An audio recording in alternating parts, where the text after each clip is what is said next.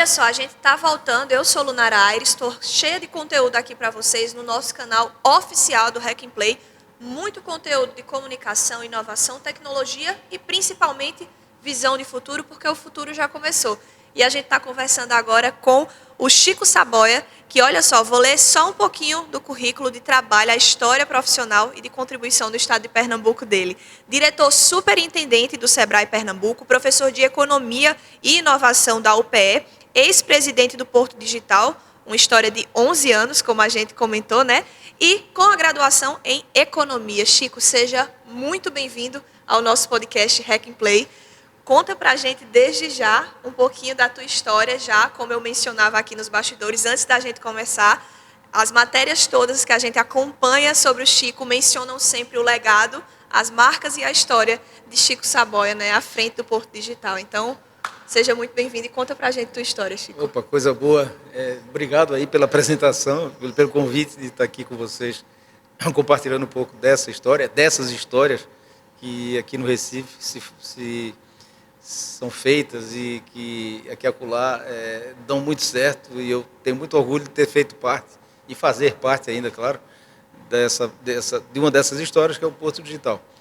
Eu sou economista, como você falou, a minha formação, mestrado em engenharia de produção, mas esse tema de inovação sempre me interessou bastante. Tive a oportunidade, logo depois de recém-formado, de participar de um curso que foi fornecido pela Sudene em cooperação com a UPE, mas o curso era ministrado pela USP dentro de um programa chamado Pacto, que era o Programa de Administração em Ciência e Tecnologia. É uma das primeiras iniciativas da academia voltadas para a formação de profissionais nessa área, porque infelizmente o Brasil, por incrível que pareça, não tem ainda hoje uma formação estruturada para quem quer se dedicar à área de inovação, muito menos a gestão de ambientes de inovação, onde a gente realmente é um aprendizado, né? Você tem que fazer isso na prática e complementar isso com as literaturas, com as leituras e a bibliografia que você vai descobrindo, vai aprofundando as conexões que você vai fazendo, conhecendo outros lugares, e termina que daí resultam ideias para você tocar uma máquina como essa chamada Porto Digital. E aí, conta pra gente, né? Foi a ideia, o início, a inserção, 11 anos de história, e hoje, Chico olhando para aquela trajetória, sabendo que muito já foi feito, como a gente já conversou com diversos outros entrevistados que o pessoal do canal está acompanhando. Muito foi feito, porém, o olhar para o futuro. Existem marcas, né, que foram deixadas, mas o que ainda exige a vida, o futuro, a Chico, para esses próximos anos, não só com relação ao Porto, mas nessa visão de inovação, de tecnologia, que Pernambuco é potência. Luna, eu tive a oportunidade hoje de dar uma entrevista onde se falava exatamente sobre isso. A visão de futuro, eu acho que Pernambuco tem isso no seu DNA. Pernambuco sempre foi uma referência no Brasil, em termos de educação, de cultura, de ciência, de arte, sempre foi. Até dos tempos coloniais, em parte se deve isso à própria chegada dos holandeses. Mas muita gente já deve ter falado sobre isso aqui, e muita gente já deve ter falado sobre a gênese do Porto Digital, e aí eu pulo esse capítulo. Mas é interessante olhar um pouquinho para trás para eu falar um pouco sobre o futuro. Eu acho que a gente tem uma história, como eu já disse, que levou a que surgisse o Porto Digital por uma convergência muito grande entre um centro de excelência na área de ciência da computação e tecnologia de informação, que é o Centro de Informática da Universidade Federal, de termos, nessa mesma época, um segmento do empresariado muito atento para essas questões de como criar um engenho, uma máquina de amplificação de negócios inovadores, e termos também, no plano do governo, pessoas com essa visão também convergente. Pernambuco precisava fazer uma conexão com aquilo que a gente chamava naquela ocasião a economia do futuro. A nossa economia era muito tradicional, de base sucroalcooleira, ainda nos anos 70, 80, 90, a gente ainda espichou ao máximo aquilo que há muitos anos, desde os anos 50, aqui no Nordeste, com a criação da Sudene, já se procurava suplantar. Pernambuco, apesar de ter criado um tecido produtivo industrial paralelo, espichou em demasia o predomínio das políticas e estratégias de desenvolvimento associadas ao setor sucroalcooleiro. O Porto Digital nasce muito da convergência desses ativos todos e da preocupação de abrir uma janela de conexão, um ponto de intersecção da nossa economia então decadente com esse mundo novo. E hoje você tem, saindo do passado e indo para o presente, hoje você tem esses números que você conhece muito bem, de ter 355 empresas, mais de 3 bilhões de reais de faturamento, e de ser hoje o segundo maior contribuinte, o setor de TI, do qual o Porto Digital é a principal âncora, de ser o segundo maior contribuinte de ISS para a cidade do Recife.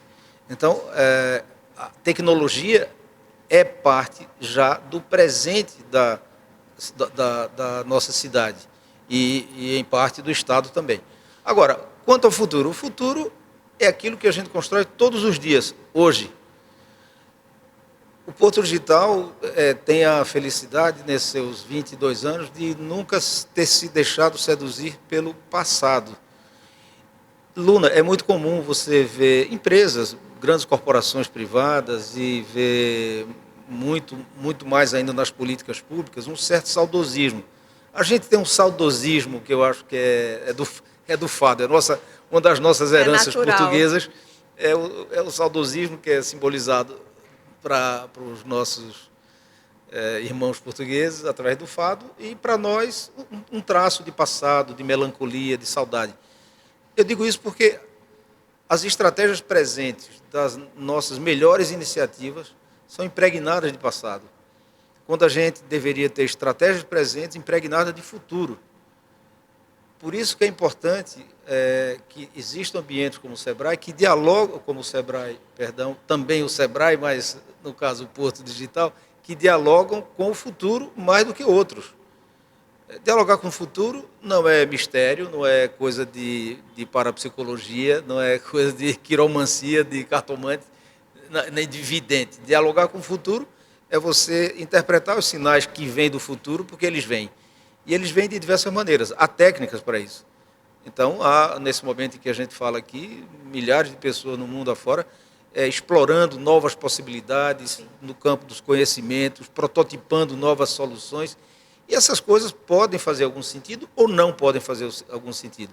Mas esses sinais do futuro estão vindo, estão chegando. E quanto mais hábeis nós formos para decupar esses sinais, decifrar esses sinais e introduzi-los nas nossas estratégias presentes, mais próximos do futuro nós estaremos. E essa eu acho que é uma das lições do Porto Digital. Quando se faz um evento como esse, o Rec and Play, é muito numa visão de suplantar os velhos modelos de eventos tecnológicos.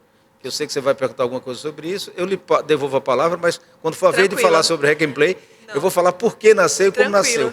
Tranquilo. Quando você falava, até se quiser continuar a tua inserção, mas aí quando você falava, né, a gente tem um certo saudosismo, a gente é muito apegado e agarrado, como a gente fala aqui no Nordeste, ao passado. Eu acredito que numa ideia de trabalho, de empresa, por exemplo, é meio que o meu pai fez assim, meu avô fez Sim. assim, meu bisavô fez assim, o tataravô, então eu vou continuar reproduzindo essa ideia. Cara, com o cenário que a gente vive, com todas as oportunidades, com todas as ferramentas que a gente tem, por que não fazer dar certo também de outra maneira? E o Porto também ensinou muito isso, né? Ensinou que é possível, como você disse, através de ferramentas de experimentação. Mas a gente nota que, como eu conversava com outro entrevistado aqui, às vezes, dentro de nós, pernambucanos, existe uma ideia de inferioridade e de se manter amarradinho àquilo que é confortável, aquilo que já foi testado, já foi feito e aparentemente deu certo, né? Acho que o Porto Digital rompe muito também com essa realidade de ensinar o novo. Sim, eu acho que o Porto Digital é um novo que inspira, porque os resultados do Porto Digital são tão legais. Eu só não acho que o pernambucano tem alguma mania de inferioridade. Aliás, um dos defeitos da gente é a mania de grandeza. É a mania de grandeza. A gente comentava aqui um outro entrevistado, porque ele dizia assim, que muita gente, a gente menciona na Califórnia, por exemplo, como uma vitrine também, que ele mencionava para alguns empreendimentos. E ele dizia que muitas vezes alguém dizia, quando ele mencionava, porque lá começou com laranja, começou com tal coisa, e hoje eles são também cenário de tecnologia, uma força na tecnologia. E muitas vezes as pessoas olham para ele e dizem, mas você acha que Pernambuco pode ser uma nova Califórnia? Tem algumas pessoas que têm esse pensamento, infelizmente, equivocado, claro. É um pensamento equivocado, e isso é um misto de cultura, um traço cultural, de você não ambicionar coisas maiores. E foi uma palavra muito falada no outro podcast, ambição, visão, né? Visionar coisas mais impactantes. É um pouco da cultura saudosista, que nós já falamos, mas é também muito de desinformação. É muito de desinformação. E aí eu faço, inclusive, um gancho agora com o Sebrae. Como você colocou na apresentação, eu ensino na Universidade Economia e Gestão de Inovação, Ciência e Tecnologia. Eu já fui empresário, tive empresa de desenvolvimento de software e de consultoria de gestão e estratégia. E fui aqui presidente do Porto Digital por 11 anos. Ou seja, um ecossistema que é inovador por excelência. Saí daqui em 2018 e fui para o Sebrae em 2019, onde estou há 4 anos, concluindo o meu mandato agora em dezembro. É um outro ecossistema. É um ecossistema tradicional. Enquanto aqui no Porto Digital você tem um ecossistema inovador por excelência, lá ele é tradicional por default. São os pequenos negócios que têm essas características que nós falávamos há pouco, incluindo o pouco acesso a informações, porque os pequenos realmente eles ralam muito, de sol a sol, não tem tempo para se instruírem mais, por mais que gostassem, para se informar. Eles não podem contratar grandes consultorias, porque não tem condição financeira. Então, é o Sebrae que se apresenta para os pequenos negócios. E o que é que tem isso a ver com a inovação? É que uma das missões que me foram incumbidas lá para o Sebrae era desenvolver o máximo de inovação dentro do Sebrae, mas, sobretudo, do Sebrae para os pequenos negócios. Usando um pouco dessa trajetória, dessa experiência de ter estado aqui no Porto Digital e outras experiências, para ver como o Sebrae pode olhar para o pequeno negócio de uma forma diferente, entendendo que os tempos, como você falou, Luna, são outros. Sim. Os tempos, hoje é o tempo da inovação, é o tempo da criatividade. Do movimento, de fato. Não tem mais como você ficar reproduzindo práticas tradicionais. Então, uma das coisas que a gente faz hoje no Sebrae, e vai ser objeto de uma palestra daqui a pouquinho, acontecendo aqui, às 18 horas, ou seja, daqui a 10 minutos, é exatamente sobre o modelo de inovação do Sebrae, que a gente chama de Doin de inovação. E foi muito interessante, Luna, essa experiência de estar no Sebrae por 4 anos, lidando com os pequenos negócios, para ver duas coisas. Primeiro, o déficit de inovação, não só tecnológica, mas, sobretudo, de modelos de negócio dos pequenos negócios tradicionais. Segundo, para ver que tem, sim, saída para os pequenos negócios, desde que a gente, como Porto Digital, por exemplo, o Sebrae, as secretarias de governo, de desenvolvimento, entendam essa realidade do pequeno negócio, sem paternalismo. Os pequenos negócios têm WhatsApp, os pequenos negócios têm telefones celulares, eles têm planos, se não tem, o próprio Sebrae custeia o consumo de conteúdos por link patrocinado, portanto, nessa despesa eles têm. O que você tem que fazer é um trabalho de chegar junto, de conscientização e de propiciar aos pequenos negócios o acesso à informação e à vivência das possibilidades reais da inovação.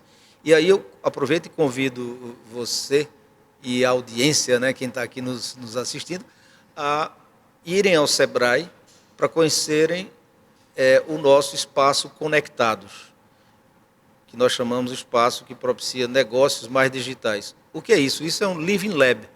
É um espaço em que os negócios tradicionais são lá implantados em escala real, com pessoas reais, com produtos reais, com consumidores reais. Tudo é real, não é uma prototipação, nem uma simulação. Mas nesses negócios reais, você vai encontrar tecnologias que fazem a diferença e que mudam essas tecnologias, os modelos de negócio. Então você pode continuar sendo dona de uma padaria porque você herdou do seu pai, que herdou do seu avô. O que você não pode fazer é reproduzir o modelo de negócio do seu pai e do seu avô. Tá? E os modelos de negócio hoje são fortemente configurados por mudanças nas tecnologias à disposição.